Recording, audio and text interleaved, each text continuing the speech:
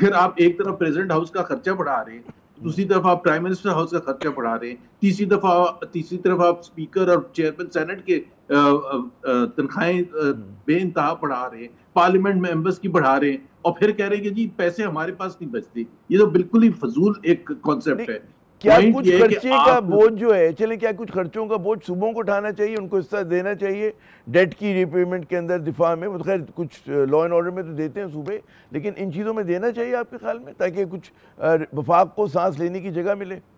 وفاق کو سانس لینے کی جگہ ملے گی جب آپ ایفیشنٹ طریقے سے چلائیں گے. اگر آپ پبلک سیکٹر اینٹیٹیز جو کہ وفاق کے اندر آتی ہیں، اگر اس کا نقصان 1 ٹریلین روپیز سے زیادہ ہوتا ہے تو وہ صوبوں کا کہاں سے رسپانسبلٹیز بن گئی؟ اگر آپ کی فسکل پالیسیز ایسی ہیں اور آپ کا ٹیکس رجیم ایسا ہے جو کہ بالکل ایک ایسا ہے جس میں تباہی ہے، تو اس میں صوبوں کی کیا رسپانسبلٹیز ہے؟ مطلب آپ یہ کہہ رہے ہیں کہ ہم اتنے نکمے ہیں، نہ ہم اس کے اخراجات کم کر سکتے ہیں جو 1 ٹریلین روپیز کا نقصانات ہیں، نہ ہم کوئی اور چیز کر سکتے ہیں، نہ ہماری فسکل پالیسیز ایسی ہیں جس سے اکنامک ایکٹیویٹی زیادہ جنریٹ ہو اور ٹیکس زیادہ کلیکٹ ہو.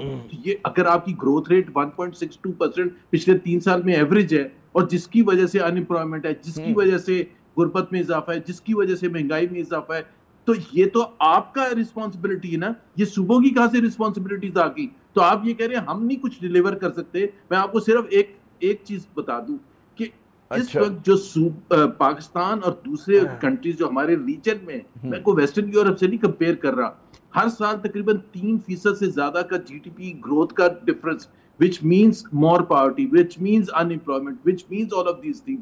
اگر آپ اکنامک ایکٹیویٹی نہیں جنریٹ کر سکتے، اگر آپ economic activity Sri Lanka type create کر سکیں، اگر آپ بنگلہ دیش کی طرح کے گروتھ کر سکیں، اگر آپ انڈیا کی طرح سے گروتھ کر سکیں، تو آپ کو تقریباً ڈبل ٹیکس کلیکشن ہوئے گی اور سارے مسائل ختم ہو جائیں گے. تو آپ کر ہی نہیں سکتے. پائے کو بڑا ہونا چاہیے، وہ اگر ہوگا تو سب کے پاس پیسے زیادہ ہوں گے. اچھا یہ بتائیے کہ بعض لوگ ایک اور آرگیومنٹ جس میں کہا جا رہا ہے کہ تعلیم اور آبادی پاپولیشن جو ہے وہ دوبارہ مرکز کے پاس آ جائے. بلاول صاحب کی ایکس کی پوسٹ میں ہے یہ بات.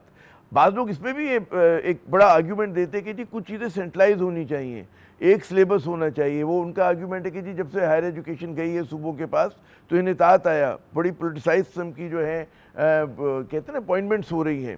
اور اب تو مطلب سندھ کی اگر ہم بات کریں، دیگر صوبوں کے اندر بھی صورتحال ہے، اور ظاہر ہے کہ پاپولیشن کنٹرول کرنا وہ بھی مرکزی ایک پالیسی ہونی چاہیے. تو اس میں کوئی قابل اعتراض بات ہے آپ کو لگ رہی ہے؟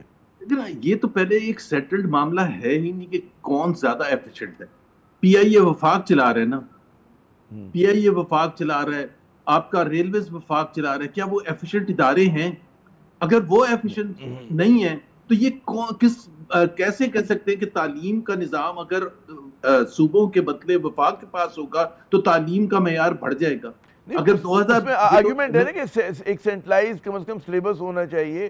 یہ نہ ہو کہ ہر صوبے میں، ہمارے یہاں پتہ نہیں کتنے نظام تعلیم ہر صوبے میں پورے ملک میں نافذ ہے. اگر آپ کا سینٹرلائز ہو جائے، مجھے نہیں پتہ اس کی اسپرٹ کیا ہوگی، لیکن اگر ایسا ہو تو بری بات تو نہیں ہے کہ ایک ساتھ تعلیمی نظام ہو. پہلی بات تو یہ کہ صوبوں کا اختیار ہونا چاہیے کہ کس قسم کا نظام ہونا چاہیے. اچھا دوسری بات یہ پہلے 60-65 سال وفاق کے پاس ہی تھا نا، تو ہم کون سے ہم نے تیر مار لیے تھے ایجوکیشن میں؟ کیا ہم سب سے آگے تھے؟